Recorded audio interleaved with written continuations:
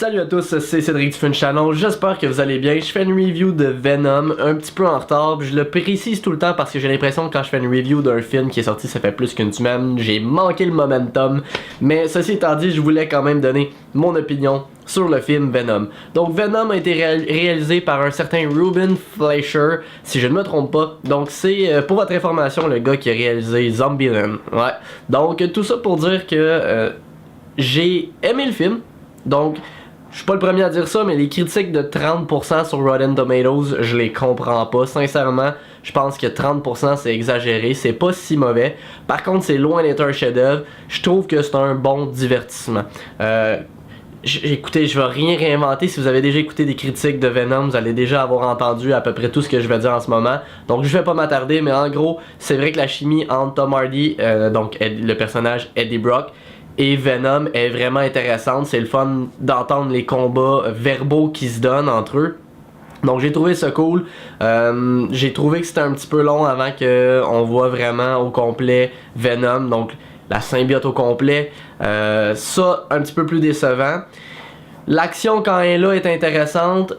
J'ai pas vraiment aimé Michelle Williams. J'ai trouvé que c'était la demoiselle en détresse qui me tape un peu sur les nerfs. Donc elle sert pas à grand chose. Elle arrive dans un moment clé du film et elle fait quelque chose qui vient apporter un changement majeur dans la situation. Donc elle vient aider notre héros principal. Puis pour moi, je trouve que ça fait peu de sens. C'est un petit peu comme notre fameuse Lois Lane dans fucking Batman vs Superman. Donc bref, tout ça pour dire une fois ma hargne de ces personnages inutiles qui savent tout faire. J'ai écouté une critique de Andre Black Nerd, donc pour ceux qui regardent un peu de contenu en anglais.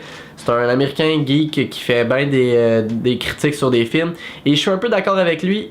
Il parle du temps où on pouvait juste aimer un film sans qu'il soit écœurant puis vraiment bon, sans qu'il soit très mauvais, juste avoir un bon divertissement.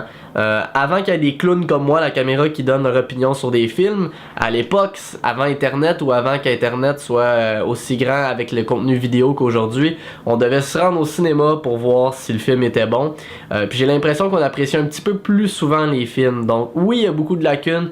Le rythme du film de Venom est très inconstant. Beaucoup de personnages génériques en plus de la copine en détresse.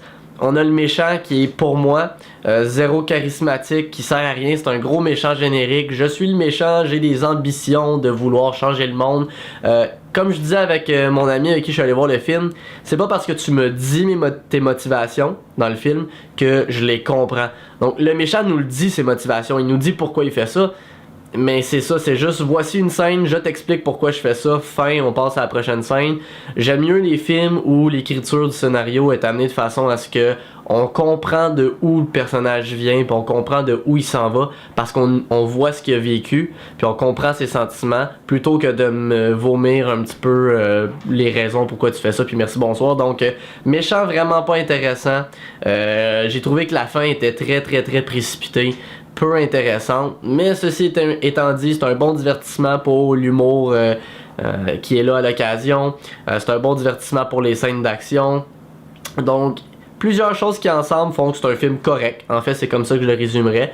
On a bien sûr des scènes dans le générique que je ne vais pas spoiler si vous l'avez pas déjà vu, mais c'est intéressant de rester, donc ça nous amène une idée pour peut-être une suite. Suite que, comme tout le monde dit, devrait être aux États-Unis rated R, donc pour nous au Québec, 13 ans et plus violence, j'espère.